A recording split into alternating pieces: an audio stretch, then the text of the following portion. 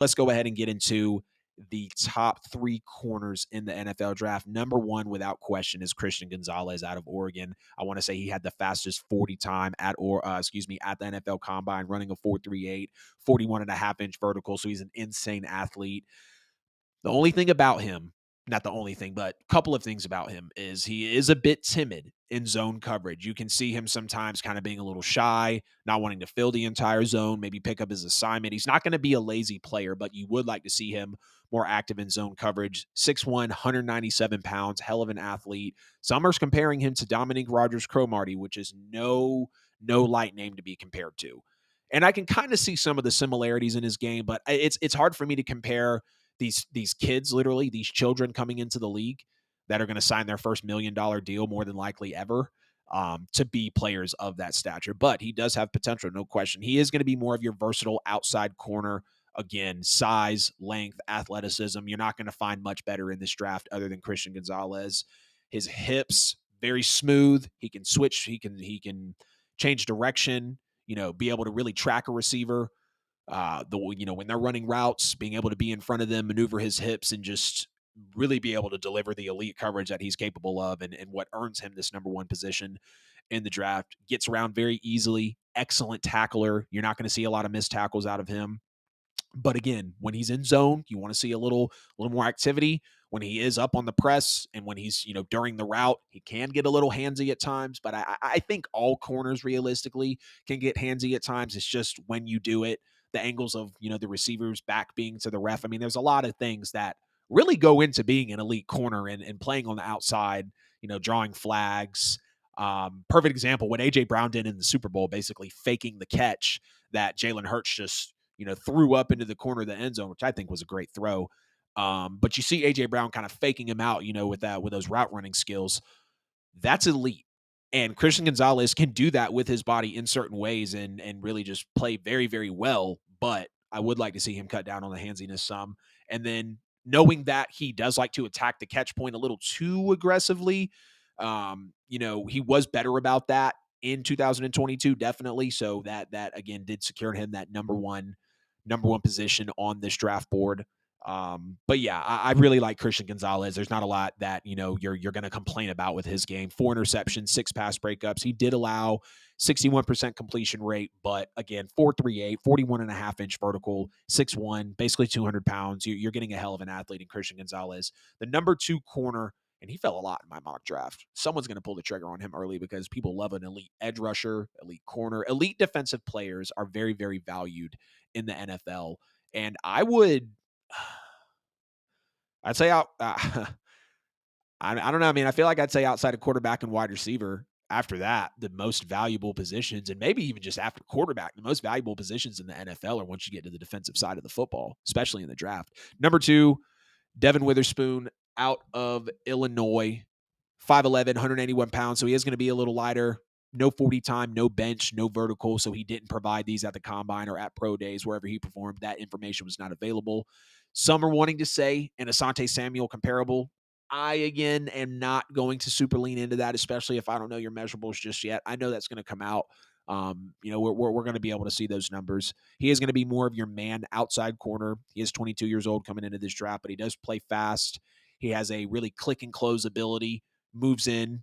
He's going to be able to see the ball. He will identify a target and then just boom, get there. I mean, very good closing in ability, processing speed.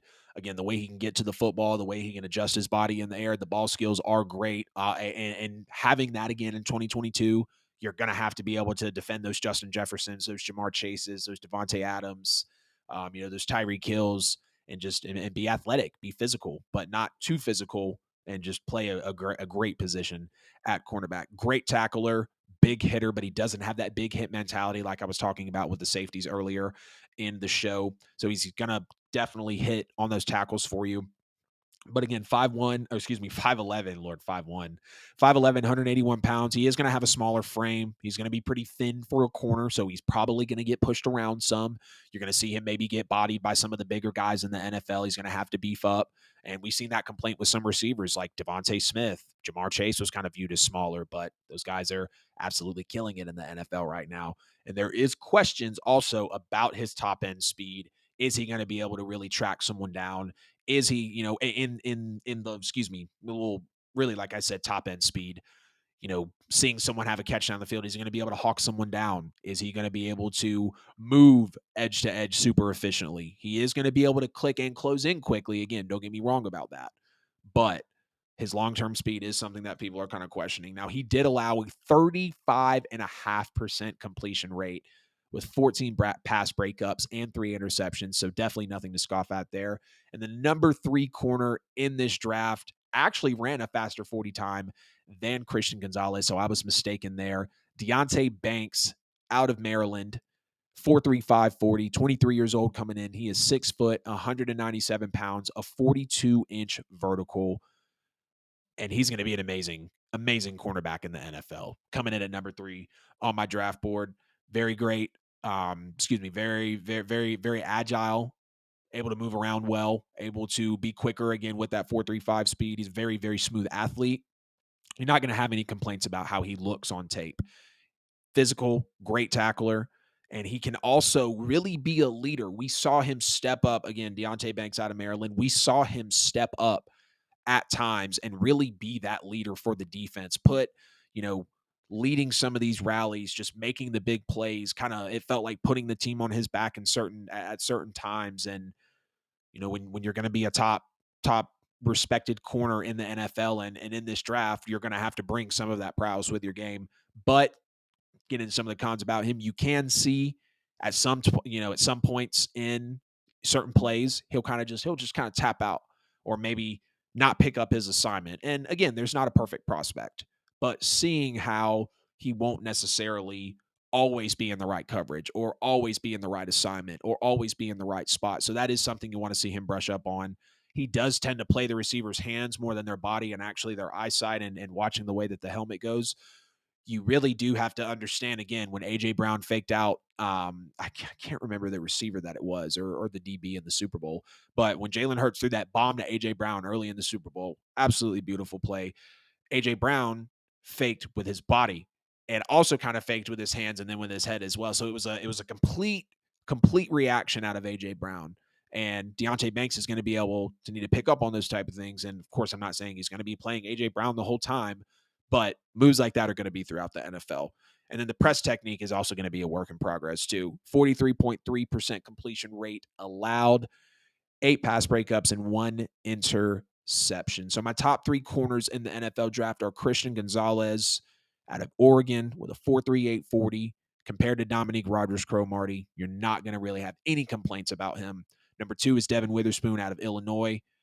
Great closing in speed. But there are questions about the long-term speed, like we said.